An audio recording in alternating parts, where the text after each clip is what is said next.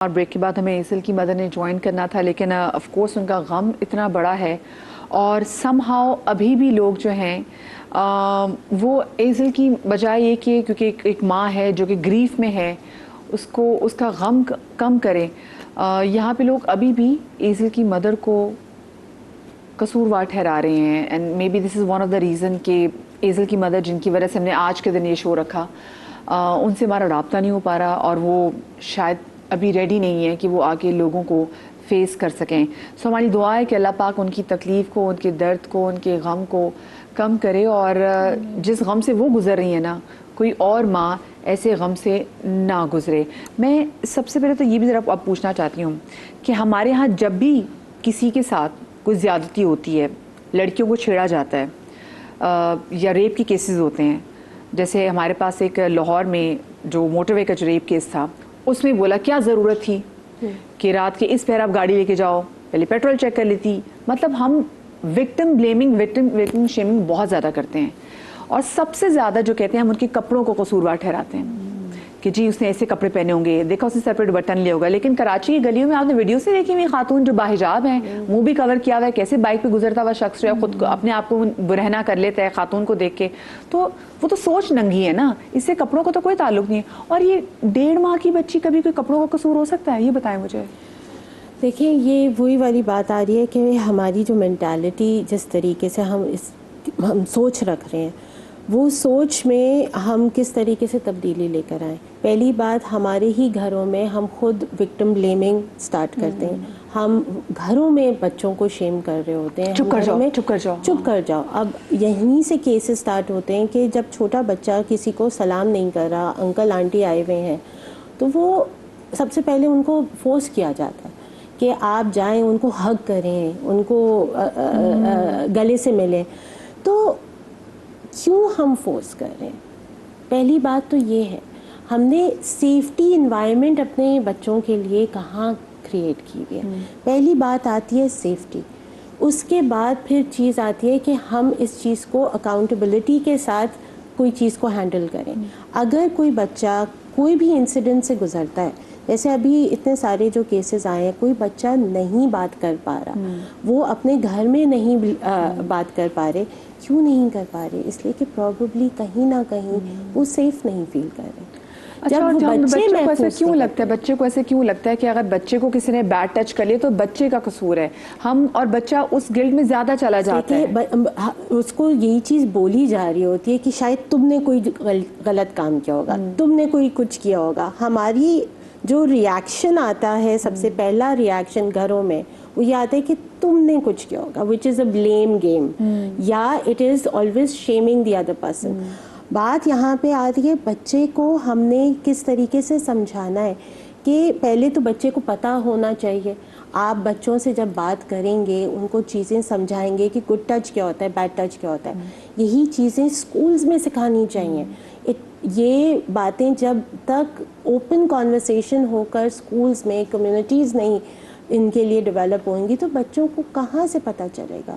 खुद बच्चे खुद एक्सप्लोर कर रहे होते हैं जब वो 3 साल के होते हैं, 4 साल के होते हैं। तो बच्चों को बताना बहुत ज़रूरी है कि उनके अपने प्राइवेट पार्ट्स क्या हैं। और देखिए भाई, जिस सोसाइटी में हम रहते हैं यहाँ पे तो नेक्रोफिलिया भी, अब देखिए हम कपड़ों पे बात कर रहे होते हैं कि जी किसने क्या कपड़े पहने हुए थे। जब आप किसी को कब्र में दफना देते हैं तो जो मुर्दा है उसने क्या पहना हुआ है? कफन पहना हुआ है। और कब्र भी देख लें, कफन भी देख लें और आपको पता चल जाता है कि बस यही है, बस आप अपने रब की तरफ चले गए। लोगों में इतना खौफ नहीं है। यहाँ पे तो कब्रों की भी बेहुरमती जो है वो होती है और कब्रों से भी निकाल के ऐसे केसेस हैं।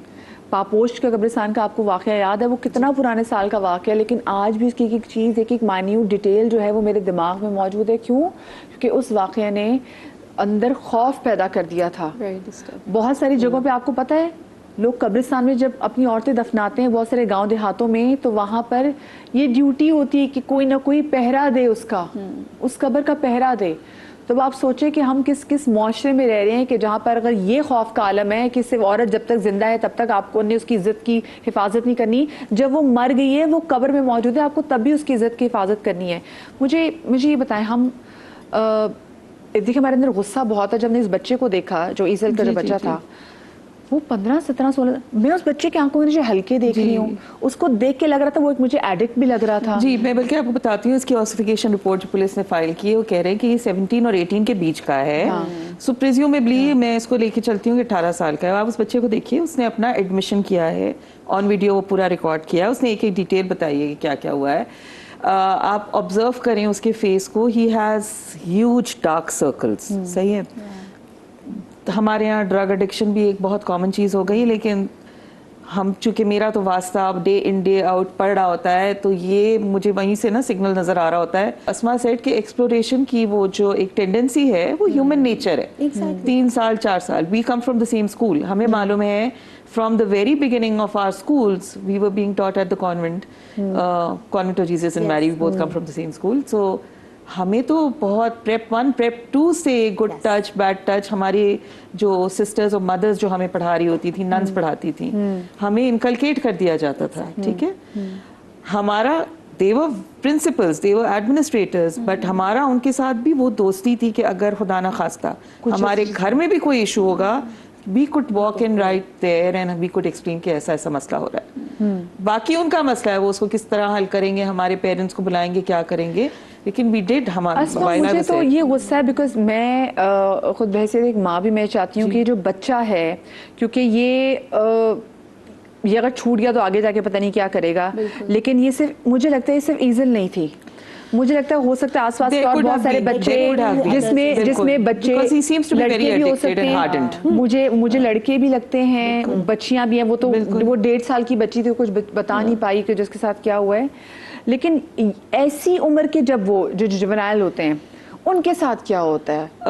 देखिए, जुवेनाइल तो अब वो रहा नहीं है, क्योंकि उसको बच्चा जेल में भेजा ही नहीं गया है, उसको तो अब बड़ों की जेल में भेज दिया गया। ठीक है, क्लैरिफाई हो गया कि 18 साल से प्लस है, उसको अब जेल कस्टडी में भी बड़ों की जेल में भेजा गया है। अब आगे क्या होना है, देखिए पाकिस्तान पीनल कोड 375 में रेप को डिफाइन करता है, 376 में उसकी सजाएं हैं।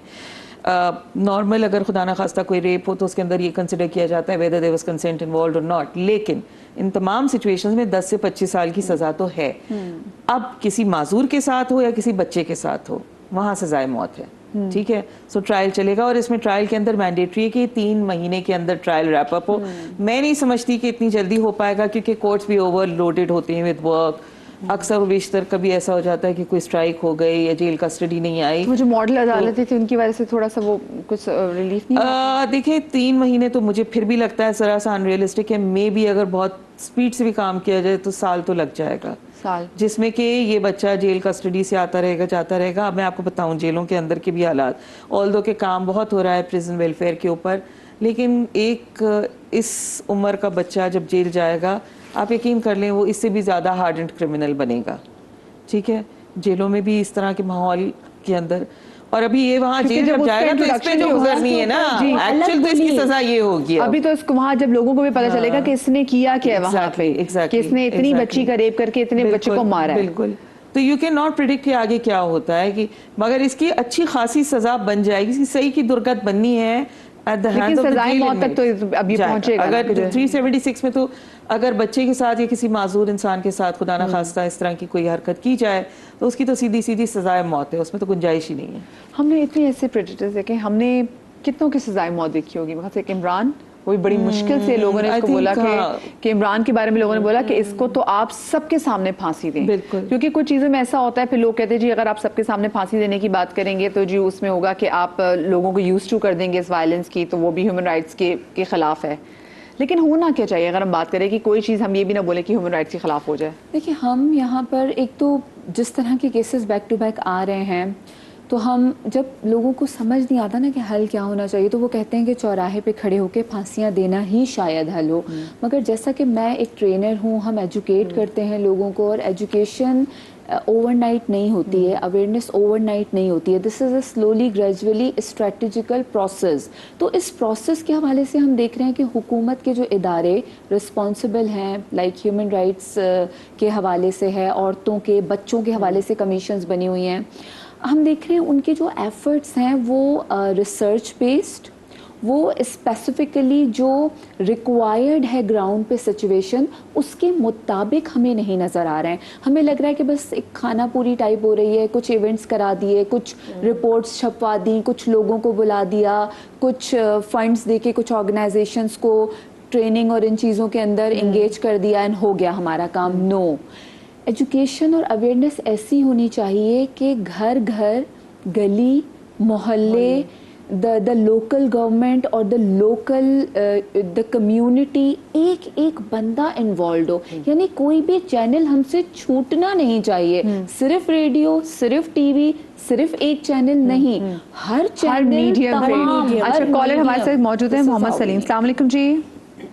अस्सलाम वालेकुम। जी वालेकुम सलाम सलीम साहब।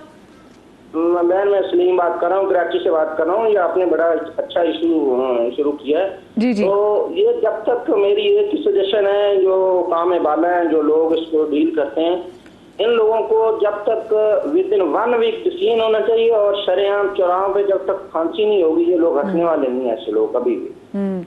बिल्कुल आप सही बात कर रहे हैं, क्योंकि हम भी यही चाह रहे हैं। वो तो स्टेट पर है, स्टेट क्या सजा देता है, लेकिन होना तो यही चाहिए कि फिल फॉर सजा देनी चाहिए, क्योंकि जितना आप लंबा करते हैं ना बाकियों को छूट मिलती है।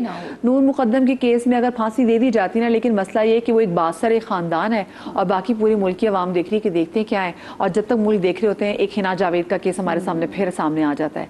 और आपने देखा कि किस तरीके से वो लड़की, जो कि एक ब्राइट लड़की थी, जो कि काम करती थी, लेकिन किस तरीके से उसको बेईमाना तशद्दुद करके उसको कत्ल किया गया हमने देखा। और किसने मारा? मियाँ ने मारा, एक एलिजिडली। एक छोटी सी ब्रेक लेते, ब्रेक के बाद हाजिर होते, कहीं मजा आएगा।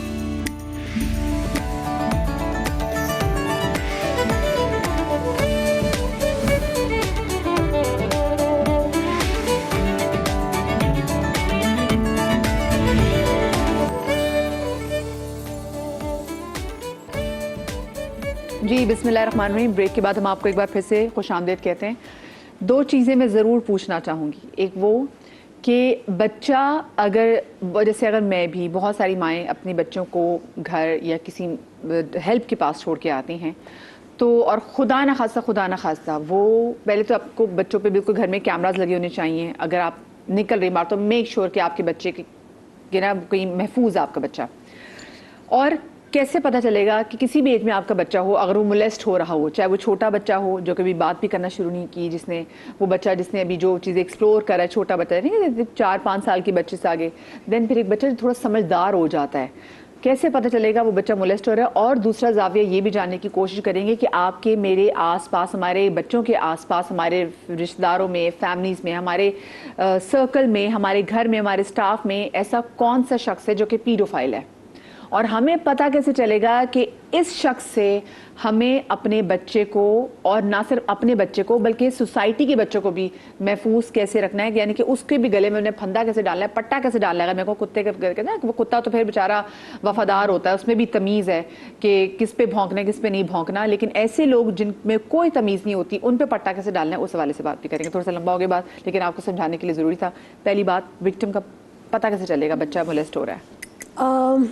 तो पहली बात, जैसे हमने सेफ्टी की बात की थी, जब बच्चा सेफ़ नहीं फील कर रहा होता तो उसका सबसे पहला जो साइन आता है वो परेशानी शक्ल पर आना स्टार्ट होती है। बच्चे खाना पीना छोड़ देते हैं, सोने में उनकी बहुत ज़्यादा नींद खराब होना स्टार्ट होती है। स्टार्ट फ्रॉम मैं ईज़ल की एज से शुरू करूं, क्योंकि देखिए कि पहली दफ़ा तो ऐसा नहीं था। हाँ। अब बच्चे अब इतने छोटे बच्चे, ऑब्वियसली चीज़ है, वो बता नहीं पाते, लेकिन कहीं ना कहीं उनको तकलीफ ज़रूर हो रही होगी, वो रो रहे होंगे, इरिटेशन उनको फील हो रही होगी, बुखार हो रहा होगा उनको। अननेसेसरी बच्चों को बुखार होना एक सिम्टम है कि कहीं ना कहीं बच्चे को तकलीफ़ हो रही है और वो अंदर कहीं कोई डर अपने बिठा कर रखा हुआ है। बच्चों को फिज़िकली आप देखें, चेक करवाते रहें।